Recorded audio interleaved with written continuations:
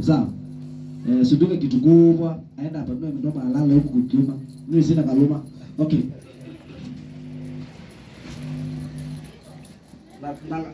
Sasa basi kwa natafuta ile sesi yake.